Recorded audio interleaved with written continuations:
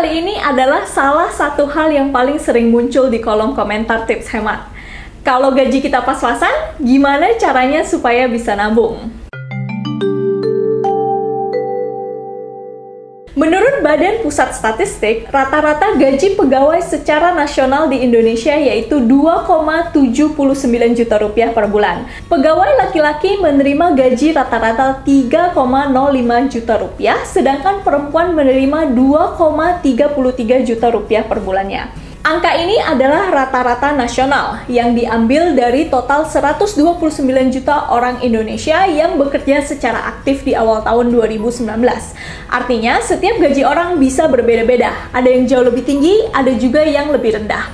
Nah, sebelum kita bicara nabung, setiap orang itu punya kebutuhan mendasar, yaitu sandang, pangan, dan papan. Sandang itu pakaian, pangan itu makanan, dan papan itu tempat tinggal.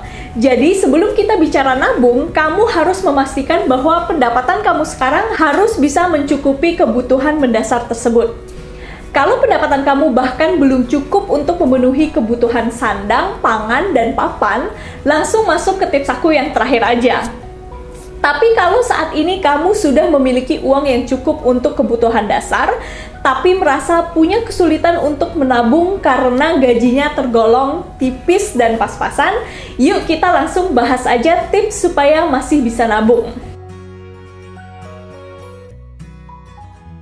Kalau kamu sudah sering nonton video tips hemat, aku berharap di titik ini kamu sudah mencatat semua pengeluaran kamu tiap bulannya. Karena ini adalah salah satu hal yang aku sebut hampir di semua video tips hemat. Tapi kalau belum, ini kesempatan kamu untuk mencatat semua pengeluaran kamu dan mencari tahu apa sih pengeluaran terbesar kamu tiap bulannya. Karena bisa jadi kamu dapat berhemat dengan mengurangi pengeluaran tersebut. Pada umumnya, pengeluaran terbesar kita adalah tempat tinggal, transportasi, dan makanan. Kalau ternyata pengeluaran terbesar kamu adalah hal lain, itu bisa jadi pertanda yang gawat.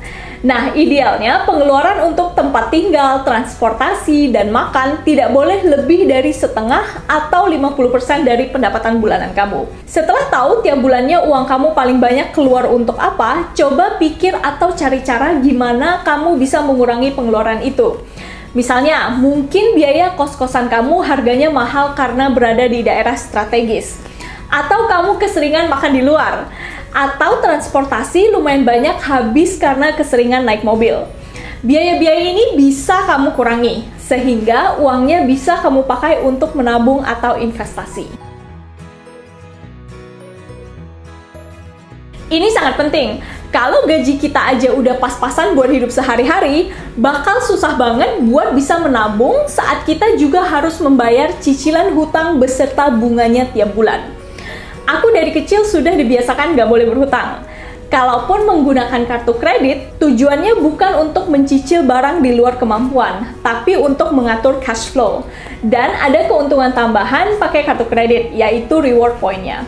Yang harus dihindari adalah menggunakan kartu kredit tapi gagal bayar tagihan bulanannya. Bunganya bisa mencapai belasan persen tiap tahunnya. Online lending lebih parah lagi, bisa belasan persen tiap bulannya alias lebih dari 100% per tahun.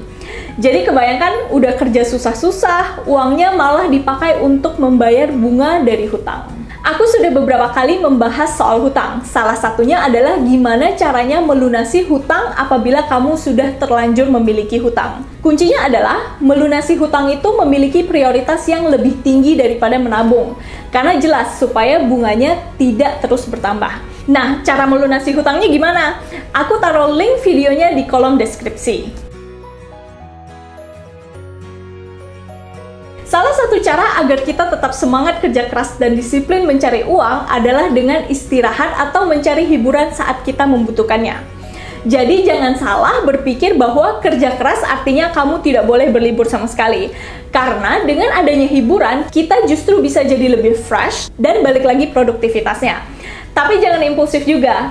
Jadi kebiasaan untuk membeli hiburan. Karena kita sebetulnya punya banyak pilihan hiburan gratis. Kalau suka yang ijo-ijo dan suka aktivitas, bisa ke taman atau kalau di Jakarta ada Monas. Kalau lagi break sebentar, bisa memanfaatkan hiburan internet seperti YouTube. Aku juga suka nonton YouTube. Nggak cuma karena hiburan, tapi aku bisa menemukan banyak inspirasi dari YouTuber favorit aku. Tapi untuk yang ini agak hati-hati ya, soalnya kecanduan internet dan sosial media itu beda tipis dengan mencari hiburan di internet. Jadi harus dimanfaatkan dengan baik untuk justru bisa membuat kamu terinspirasi secara positif, bukan malah buang waktu seharian dengan nonton video yang tidak bermanfaat. Ini mungkin terdengar cukup kontroversial ya, tapi aku sering melihat orang-orang yang rela bayar mahal atas nama gengsi dan ingin terlihat kaya. Nah, apakah kamu termasuk orang yang seperti ini? Semoga enggak ya. Tapi memang ini hal umum bahwa banyak orang yang beli barang karena gengsi dan ingin terlihat kaya. Contohnya, beli motor, mobil, barang-barang bermerek. Jangan salah ya, kalau mereka punya kesanggupan untuk beli, terserah mereka, uang mereka. Tapi kalau kita jadinya ngutang demi terlihat kaya, itu harus dihindari. Salah satu contohnya nih, kalian pasti pernah dengar ada tetangga, teman, atau saudara yang pernikahannya luar biasa mewah karena alasan gengsi. Serius, ini kalau kita ngomongin pernikahan, harganya mahal sekali. Mulai dari prewedding, gaun pengantin, jamuan makan-makan untuk tamu, hingga honeymoon. Itu semua harganya bisa ratusan juta, dan habis dalam waktu beberapa hari aja. Aku sendiri baru menikah akhir tahun lalu, dan bisa dibilang bahwa aku nggak peduli setitik pun dengan yang namanya gengsi. Saat teman-teman aku priwed di luar negeri, musim dingin, dengan salju-salju, bagus gitu kan, tapi habis uang puluhan hingga ratusan juta.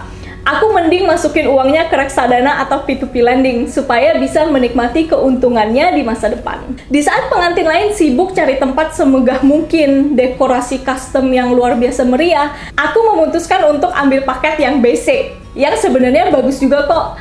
Intinya saat itu aku sudah memutuskan budgetnya berapa dan membuang jauh-jauh yang namanya gengsi.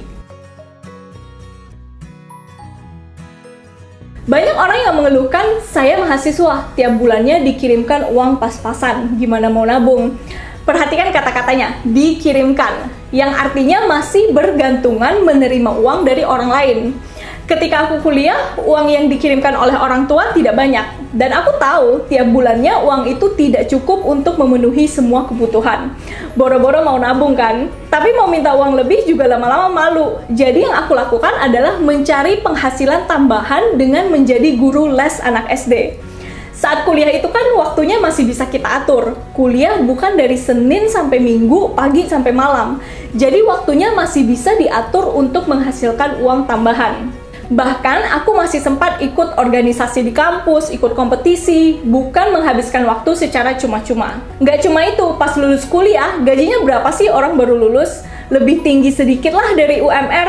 Gaji seperti itu nggak akan bikin kita kaya, jadi pasti harus cari penghasilan tambahan. Contohnya, kasus aku itu sekitar 6 tahun yang lalu, aku sempat buka toko online untuk mendapatkan penghasilan tambahan. Ya sayangnya setelah sekitar 3 tahun, tokonya aku tutup karena sempat tidak bisa membagi waktu antara pekerjaan dan toko online. Tapi paling nggak aku mencoba, dan dalam kurun waktu 3 tahun itu, aku menghasilkan uang tambahan yang bisa aku tabung. Selain itu, sempat juga jadi freelance untuk nulis artikel dan dikerjakan di saat weekend. Intinya banyak hal yang aku coba untuk menghasilkan penghasilan tambahan, tidak hanya bergantung pada satu sumber pendapatan saja. Bila gajinya pas-pasan, pertanyaannya bukanlah gimana caranya kita harus bisa berhemat, padahal gajinya nggak cukup. Tapi, gimana caranya supaya penghasilan kita bisa bertambah, jadi kita bisa menabung lebih banyak. Aku berasa kita harus selalu punya waktu untuk refleksi diri. Apakah kalau kita melakukan rutinitas yang sama terus, maka pendapatan kita bisa bertambah ke angka yang kita inginkan? Bila nggak mau kita harus bekerja lebih keras. Dari kerja keras kita ini, pendapatan kita akan jadi lebih banyak dan kita bisa menabung lebih banyak untuk kemudian diputar lagi duitnya dengan investasi, bisnis sendiri, hingga akhirnya kita bisa mencapai target finansial kita. Itulah beberapa ide dari aku. Nah, dari kamu sendiri, ada nggak ide-ide gimana caranya supaya bisa nabung walau gaji pas-pasan? Yuk kita diskusi bareng di kolom komentar. Terima kasih ya sudah nonton video tips hemat. Bila video ini bermanfaat, jangan lupa like dan subscribe. Kami juga punya akun Instagram yaitu @tipshematofficial. Di sana aku juga membahas tentang topik dan tips finansial dan aku berharap kita juga bisa berdiskusi di sana. Jadi follow juga ya. Sampai jumpa di video tips hemat berikutnya.